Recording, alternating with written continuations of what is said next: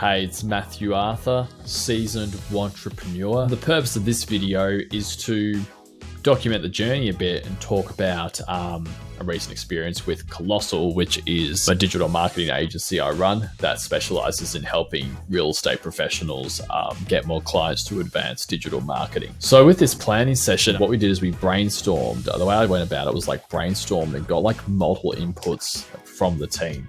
And for me, I think that's really important. I mean, I'm still learning this leadership stuff. You know, my style, I don't really believe in just coming and going, hey guys, this is exactly what we're doing. I mean, direction's better than no direction. That's definitely better than we have no idea what we're doing, where are we going. But I think you get a lot more when you actually get everyone involved, at least people who should be involved in the discussion. Getting different perspectives is really valuable. And then at the end, everyone going through everything together, even though the leader has to make a call at the end of the day, I feel like there's just that much more buy-in and everyone's got more ownership about what they're doing, and everyone's motivated with where the business is going, like what direction's being chosen. It's just much better. It's just a really good way of going about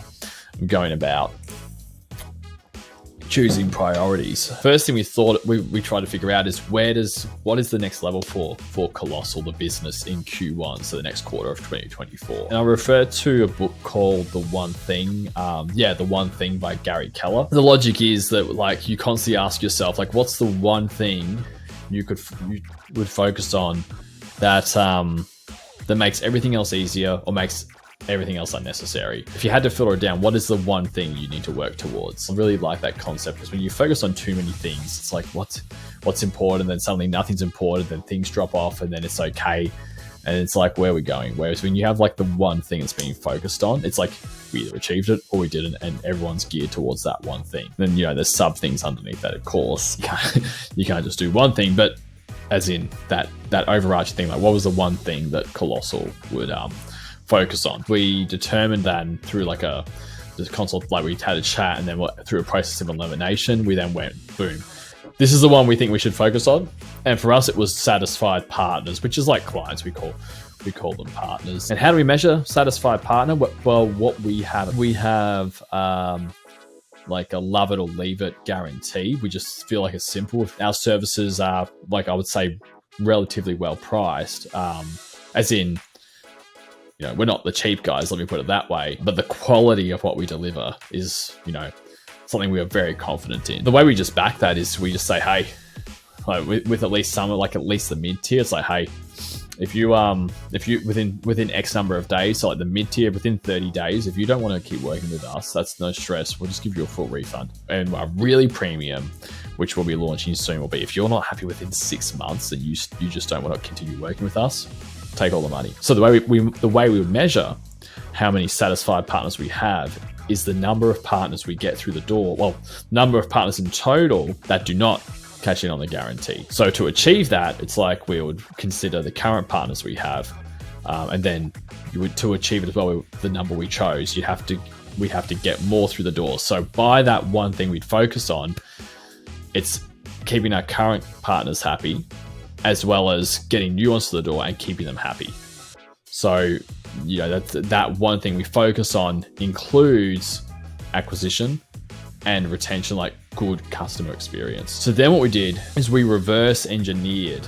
So I love how Hormozy talks about, I think it might have been Warren Buffett who came up with it, or at least didn't come up with it, but talks about the concept of, if you want to achieve something, instead of asking, how can we achieve that?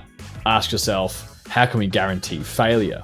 Because just the way we're wired, it's just a lot easier to come up with threats than it is to sort of come up with solutions. So we find problems easier. So with this group in this planning session, we're like, what are the things that we can do to guarantee failure? And, things would be stuff like no outreach, not getting clients results, not meeting client expectations, no client communication, all this stuff, no sales, all these things that would guarantee failure to achieve the one thing that we cited earlier, the one thing being X number of satisfied partners in total. So then what we would do is go, cool, these are all the ways that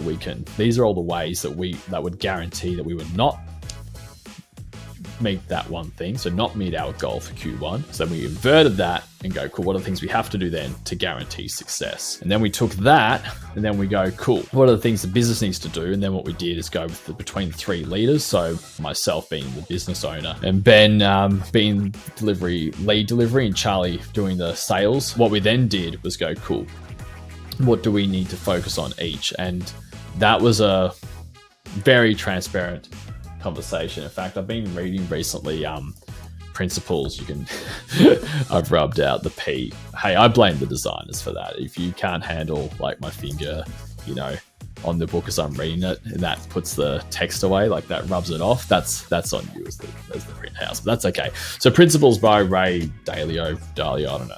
So one of the things I really appreciate about that book that I'm reading so far is he talks about this concept of radical transparency. And in Bridgewater, his company just had this culture of just, you have something to say, just come out and say it.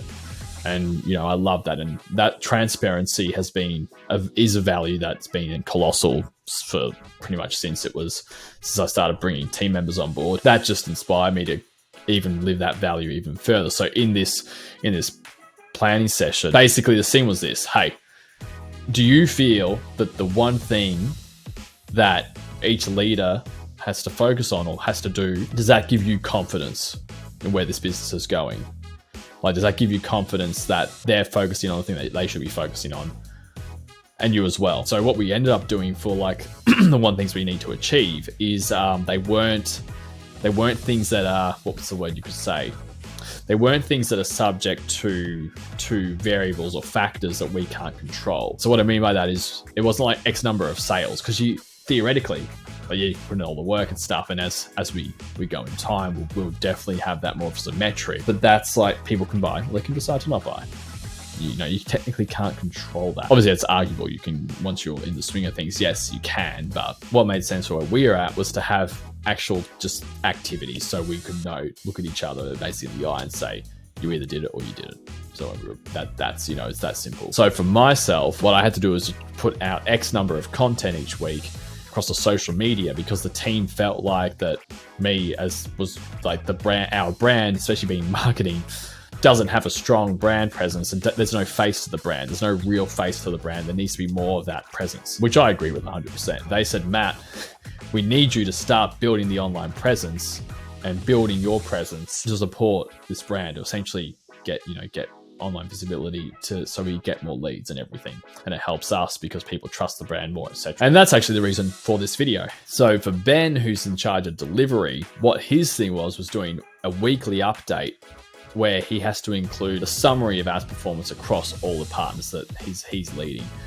Any partner like highlights or special wins / special successes, any issues as well, and obviously what's been done about it. Findings from new ad designs tested, like we're testing, different ad designs.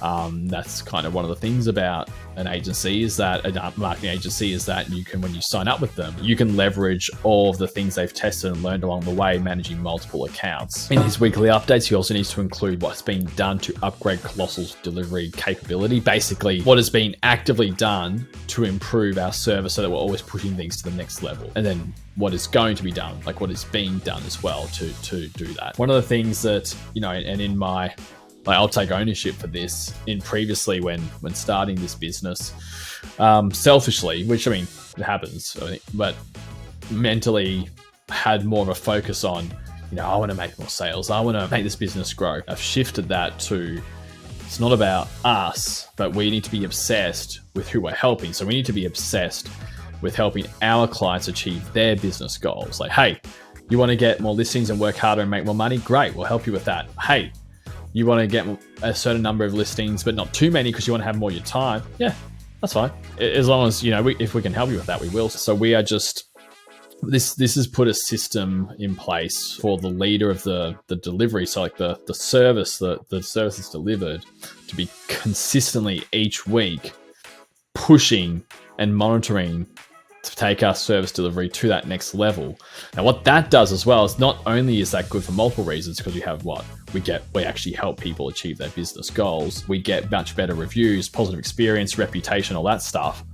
And then also, it helps the salespeople have that conviction, because the number one thing, or at least in my mind, the number one thing that affects, or at least crushes, sales performance is lack of conviction. And what's a great way to increase the conviction in the salespeople is for them to know that we are actively doing things to be better and better and better and better and better. And that way, when we have salespeople speaking with prospects, they can have the conviction that the prospect they're speaking with is much better off paying us to help them rather than going with all those other agencies that maybe are okay or just are not that great. How can a salesperson have the conviction to say with a prospect who's sort of on the fence or doesn't have the cash, say, hey, what's more risky, like not doing anything about this and then not getting the leads and then not getting these sales, or actually putting the money in and then putting the money in so you can get these opportunities and then you can pay off, like let's say you get a credit card, you can pay off the debt as the money comes in. And with our love it or leave it periods, you could even get a full refund on the service you pay us. Now, if sales team members are normal human beings, they're not going to ask someone to take out a credit card debt unless they truly believe that person, it's going to be good for that person. In my mind, it's so important for us to be prioritizing just being obsessed with client results and actually having a system in place so that we are consistently each week aggressively and proactively getting better and better and better and better. And then for Charlie, who's helping out, who's like the in charge of the sales stuff, his was a set number of outreach, so number of people he has to reach out to.